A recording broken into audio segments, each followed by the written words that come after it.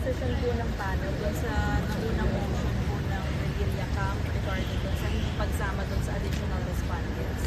So alam po natin, nag-file na motion to include additional respondents ng Revilla, prosecution in the Revilla case covering plunder.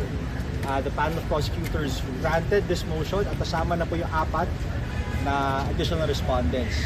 And so Senator Revilla was given until March 30 to file his counter affidavit to controvert the allegations in these counter affidavits filed by the additional respondents.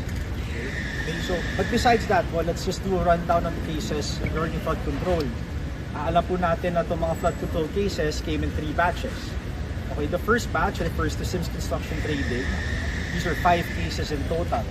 Out of the 5, 2 po doon were filed in Sandigan Bayan after referral to the Ombudsman. And then, as of date, yung 3 po out of those 5 have already also been filed in courts, but in regular courts. So, ang jurisdiction po yan, ang jurisdiction dyan ng RTC. So, ang next batch naman po, 6 yan, referring to either of 2 contractors, Wawa Construction or Top Notch Catalyst Builders. Sa 6 na po na yan, 3 involve Senator Joel Villanueva. And we're here to report that as of this date, those 3 cases have been officially endorsed to the Ombudsman.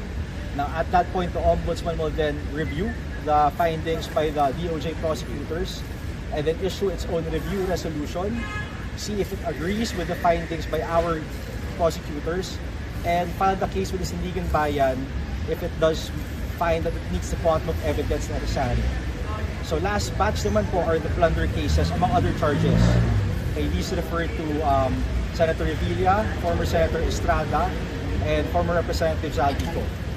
Okay, so yung case po ni Senator Revilla, yung PI po earlier, again, he was given until March 30 to file his counter affidavit and to controvert the allegations in the counter affidavits by the new respondents. The case of Zaldico and the case of former Senator Estrada have both been submitted for resolution. So, sir, yung kanina, so yung pag-approve sa additional respondents, maybe no, hindi pa rin namin malaman na reasons bakit in-approve ng panel. what do you know ba, sir? Hindi sir, bakit in-approve? Kailangan ba talaga yung additional respondents? Well, of course, we want an orderly administration of justice. We want to ferret out the truth. So the findings by the prosecutors was, okay, itong affidavits na to are worth looking into, tinanggap sila, and so in order to really see if all these pieces of evidence merit the finding of prima facie evidence with reasonable certainty of conviction, then ma-file siya in court. Siyempre, kailangan po gathered lahat ng evidence eh. And so upon the assessment by the prosecutors, pinasok nila yan, may laman siya. Sir, basically, sir, denied yung motion ng Revilla Camp na pigilan yung pagpasok ng Denied po ang opposition ng Revilla Camp. The motion was from the NBI. Sir, going back to what you mentioned earlier, yung about kay Villanueva, na-mention na rin kasi sir yung Assistant Ombudsman Plagado na nasa advanced stage na ito. Ibig sabihin ba sir, yung complaint niya na naka-file dito, what happened na? Or Ombudsman na ba yung clearly mag-handle? Yeah, so the complaints filed by the NBI here, referring to, again, either Wawa or Top Notch Construction involving Senator Joel Villanueva, it's been forwarded to the Ombudsman. As to what the advanced stage may mean, the Assistant Ombudsman Cavano, well, that goes into their own findings with the Office of the Ombudsman. Ano pong dahilan bakit na-forward na sa kanila? Hindi na po sa DOJ pag-focus yung complaint? Yung kaso po na to, because they involve an official with a salary grade of 27 or higher, Ombudsman po talaga may jurisdiction. Why? Because under the law, all cases, all officials falling under the jurisdiction of Sandigan Bayan will have to be investigated and prosecuted eventually by the Ombudsman, by the Office of the Ombudsman. So sinimulan lang po dito yung investigation because alam po natin na deputized ang DOJ prosecutors by the Office of the Ombudsman pursuant sa memorandum of agreement ng Ombudsman and DOJ. Pero at the end of the day, kailangan po i-transmit, i-endorse itong mga cases na to sa Office of the Ombudsman para po sila ang magkasarili nilang assessment kung talagang worth filing in court. So most likely sir, sila na yung magpa-file nito sa Sandigan? Sila po talaga. So, Hindi lang po most likely, with full certainty sila pumunta.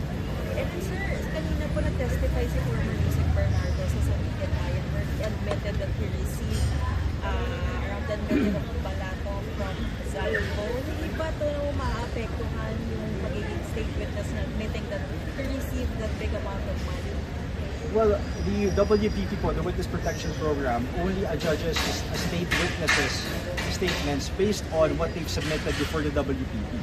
So unless these statements stated by any individual, in this case Yusek Bernardo, were submitted and put forth before the handing prosecutors, investigators with the WPP, hindi po siya po pwede makonsider. So, ang tanong po doon, yung statements po ba na yun were also submitted via affidavit or verbally to the WPP investigators? He testified in the San Miguel Bayan 6th Division. Yun na po sinabi. So, ibig sabihin nun, sir, kung ano man yung naging pahayag niya doon sa court is different from Yes po, in his affidavit here in WPP. that's correct. Each preliminary investigation proceeding, each WPP state witness proceeding is confined to the evidence submitted to these particular proceedings. So kung ano na po na isumite sa mga handing officers or prosecutors in these proceedings, yun na po pwede nilang tingnan. So, dito ba sa affidavit ni Yusek Bernardo sa DOJ, walang ganun siyang ginamit na may nireceive I siyang ganung amount of money? cannot say na. Only the handing prosecutors will be in the know. Earlier, sir, clarify po na yung kay Yusek Bernardo, hindi siya ma-implicate sa mga kaso for Bulacan case. Pero itong pagharap niya sa San Miguel Bayan is for the Occidental Mindoro case. So, paano ito makaka-apekto, sir, sa pagiging state witness niya? Since iba ito doon sa kasalukuyang kung saan siya nakailalim as witness protection program. Again, ang statements po kasi ng isang individual applying for state witness only covers particular projects, only covers particular situations indicated in the memorandum of agreement that they executed with the WPP involving or contained in the affidavit they submitted before before the WPP. So again, hindi po siya affected. Wala po crossover if you will na nangyari dito. Alright? Now, of course, ang tanong dyan is how will, kung totoo man yun, yung statements in one proceeding, how will it affect the other? Well, you have to ask, may inconsistency ba? Diba? Are they inconsistent with each other? Because if it's not, then it's not worth looking into kung talagang ma-affect pa siya. Yung sa Zaldico complaint hearing ng DOJ, kasama ba si former Yusek Bernardo as a correspondent? The plunder complaint, I'll have to check ma'am, but we'll have to check. Sir, may update na ba? Nag-submit ba nag-turn over ba ng additional na pera si Bernardo sa DOJ? As of since the last time, Apo. wala pa po. Wala pa po. Sir, clarification dun sa Bong Revilla plunder. Kasi parang yung original deadline is 26, no? Tapos yung ngayon po is 30. Nag-file po ba sila ng motion for extension? No, the deadline was 13. March 13 po yung last preliminary investigation, which was moved to March 17 today. And then they're given until March 30 to submit. Well, he is given until March 30 to submit his counter affidavit. So wala pong motion for extension. Wala Sir, po. can we And know, hindi na rin po sila mabibigyan. Final na po yun, non-extendable period up until March 30. can we know, sir, for clarity lang, ilang flood control project po yung covered ng plunder complaint and ilan po yung total amount involved? Ang covered po na ano? Nung plunder complaint. Ilang flood control projects. Yes. Multiple po. I cannot say for certain the exact figure, but we know that plunder kasi, of course, it's a grave crime. It covers a combination of series of overt acts where the acquisition of ill-gotten wealth amounted to at least 50 million. So, ang plunder complaints po necessarily, hindi lang po yung isang project or isang project ID. It's not confined to one project. It's multiple projects, but what we can say is they're all located in Bulacan. I-ano ba, sir? That is Tama. Thank you.